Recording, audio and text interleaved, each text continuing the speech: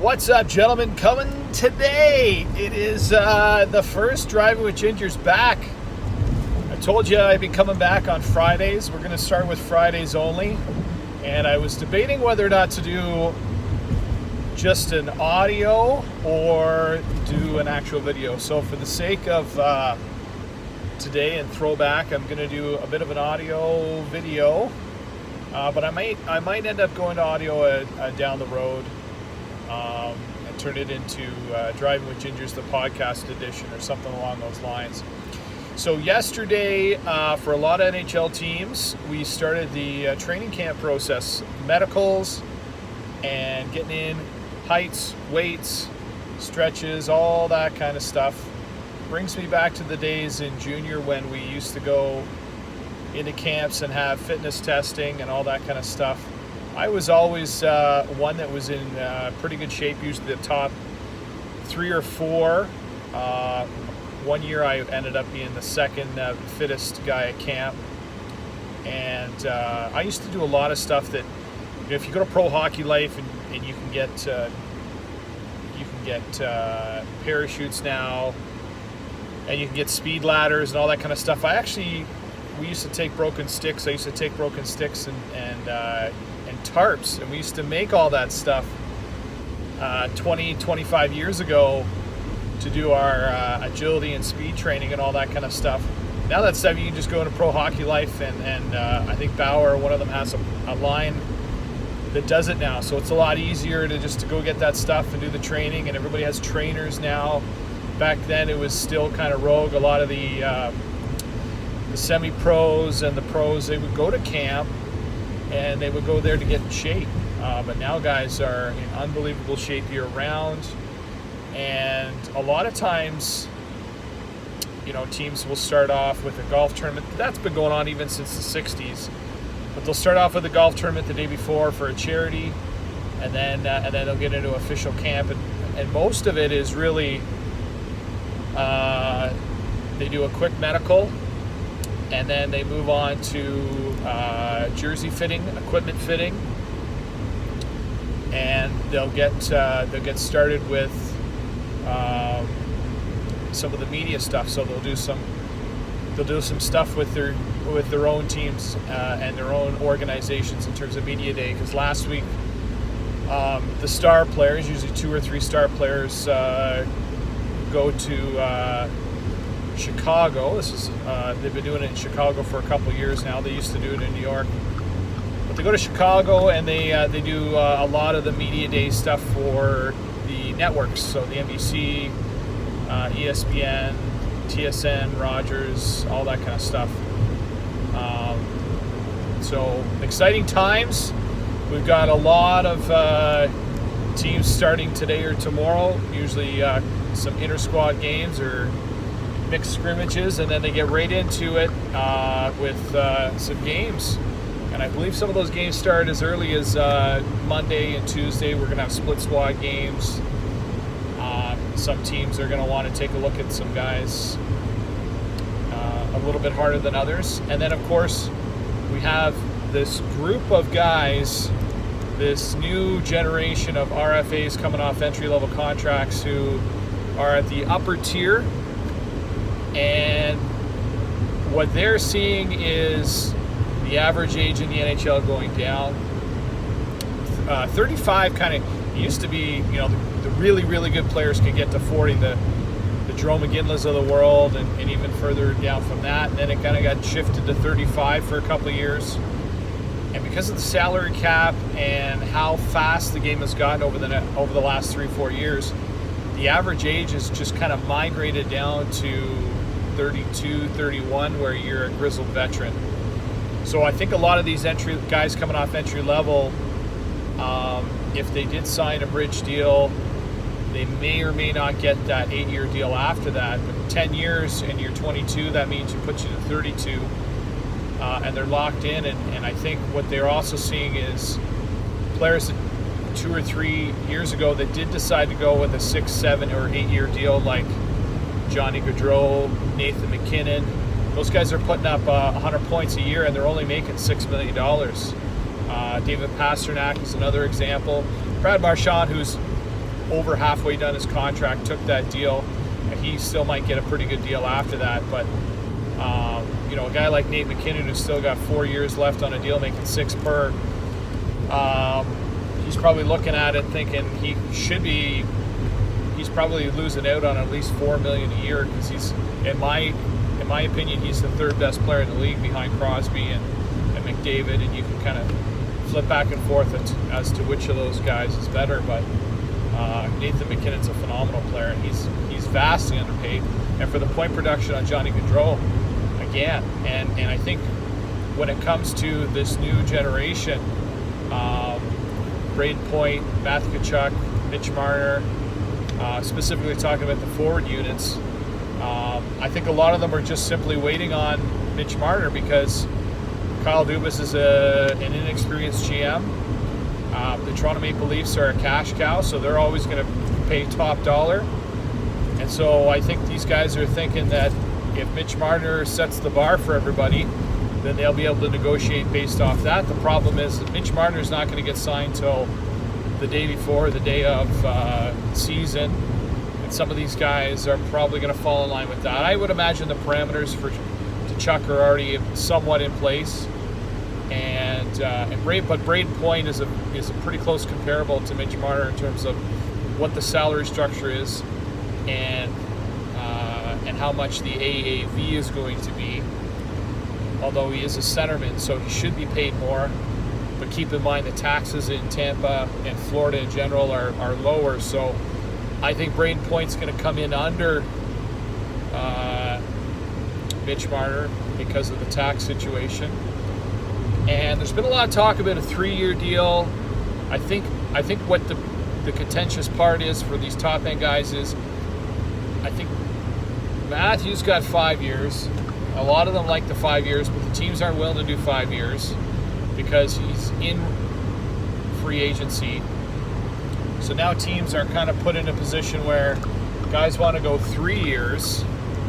And if they go 3 years and the last year on the contract is a higher number than year 1 and 2, that's potentially the qualifying offer. They can qualify on that year 4 up to 15% below it, but I think what a lot of players want is if they can't get that 5 year and go 5 and 5 and see you later, they want to go 3 years with a potential qualifying offer that's going to put them in a higher echelon if that 3rd year is a high AAV, which we saw with Zach Werenski, who signed, and Ivan Provorov, same deal.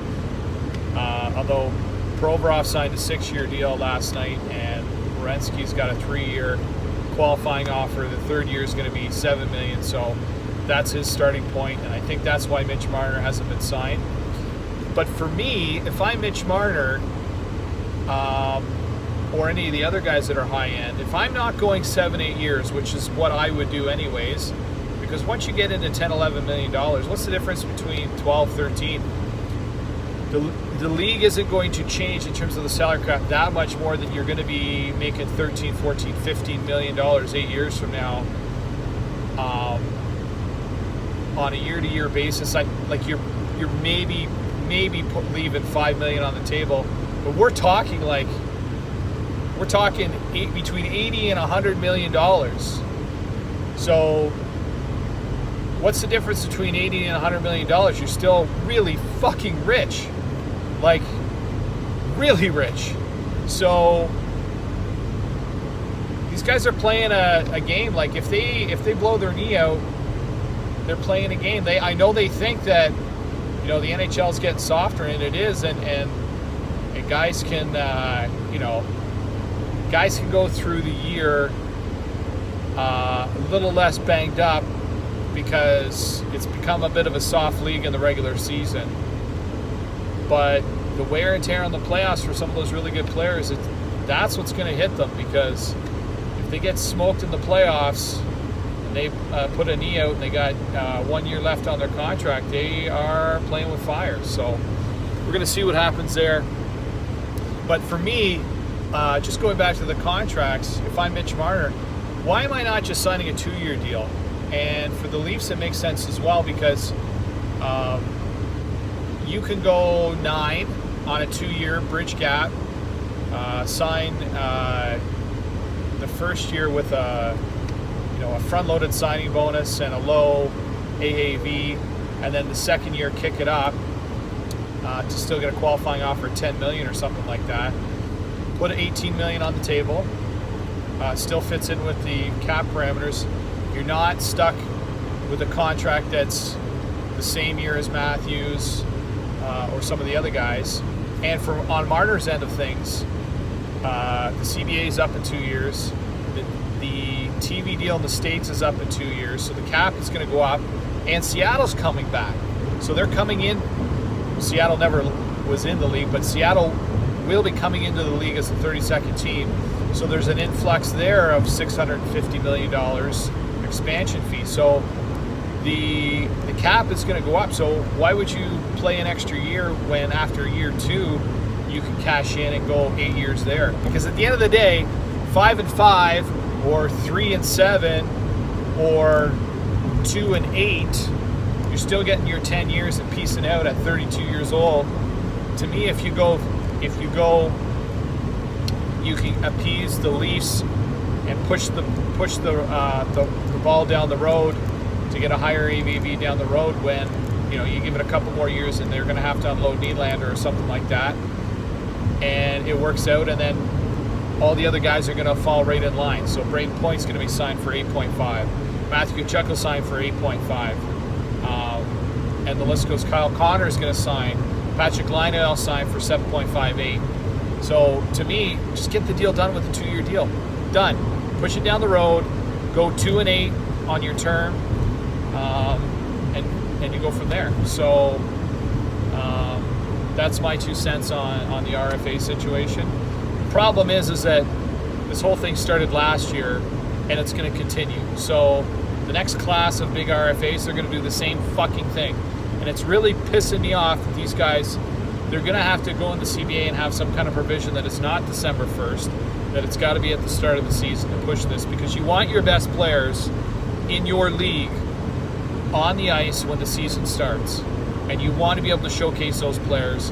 You don't want to go 2 months into the season without your best players showcasing. Not to mention the fans. So fans of some teams that want to see those players, if you're in the West, for example, and let's say the Leafs or the Lightning are playing Calgary, Edmonton, Vancouver on the road, because they're only going to play one game, and it's before December 1st and those guys aren't signed, you can't necessarily, if your favorite player, if you're a Leaf fan, or if you're, let's say you're a Tampa fan, and you want to see Braden Point, or you want to see one of these guys that only come to your building once a year, are you gonna pony up the money to see that game and not see your favorite player? It's a bit of a slap in the face by the league not to think ahead of time to put this in the next CBA. So I think that's what needs to happen. In terms of future, by next Friday we'll have a week of camp in Rapney. We'll have a couple guys signed, and we should have a good idea of how teams are shaping up. Maybe we have a couple trades, maybe we have a couple waiver wires, and we'll find out. We'll talk a little bit more about that. We'll get into a little bit more. The NFL will be into week 3 by then as well. Last night's game, a bit of a bore fest, and to me the Thursday night game should be a premium game now. The Thursday game, guys can go and watch the Thursday game, hang out with the boys. They can power through Friday and get to the weekend. The Monday nighter, which used to be the big one, unless you're Patrick Romano or some other guys that got different schedules, who the Monday night's kind of like their Friday night. Monday night has died because of the Thursday night game. And I'd really like to see the Thursday nights moving forward, better matchups. But the Monday nighter, like, you go out and you light it up on a Monday night, you're staring at Tuesday morning, and you got a long hallway to get to Friday. That's a tough sell to go out on a Monday night. And same deal with the Sunday nighter. Now, I watch the Sunday nighter because I'm so busy on Sundays just getting shit done at home that I can't watch football And so I'm usually clicking on to see the second half of Football Night in America to watch the highlights, and I'll watch the first half of the Sunday Nighter. And I will also say this, I'm not a fan, and they've been doing it for a while, I'm not a fan of the first Monday Nighter, and you got a game that's at like 6 o'clock, and then you got another one that's at 10 o'clock. And I understand the West Coast, and they want to do all that. I just really like if they just put it at 8 o'clock. Don't even put it at 8:30. Bump it up a half hour instead of 8:20, 8:30. Bump it up to 8 o'clock so people can still watch the game. It's over by 11 and they can move on with their lives and go from there. And then I guess lastly, it's never really been talked about, and I hope it ends up picking up steam, and I don't know if it ever will, but Super Bowl Sunday. So Super Bowl Sunday has always been a thing, and it's great. But the reality is, it shouldn't be Super Bowl Sunday. It should be on a Saturday night, because it's not piggybacked onto President's Day, which is a holiday in the States. So that Monday is a tough go for a lot of people. Why not put it on the Saturday night? Put it on the Saturday night. People can really, really have a good time and enjoy it. You're probably going to get more marketing dollars because more people are even more people are going to watch because it's a Saturday night. And you don't have to worry about the two teams that played in the Super Bowl being restful, because they've already had 2 weeks rest. So instead of 14 days rest, they get 13 days rest. And you're still hyping it up, and you still got lots of time to leeway. Put it on the Saturday night. Put it on the Saturday night, not the Sunday night. It drives me nuts. Sunday night, and then people got to go back to work on the Monday. Super Bowl, let's move it to Saturday night. That's what needs to happen. So that's all I got today for a little bit of NFL scheduling and a little bit of preseason and RFA talk. Get back to you next week. Get into a little bit deeper into the training camps, the preseason games. Talk a little NFL. Maybe we'll talk some basketball coming up. We're about a month away from the banner celebration for the Raptors, so lots to talk about, and I hope you guys are all doing well. Driving with Gingers is back.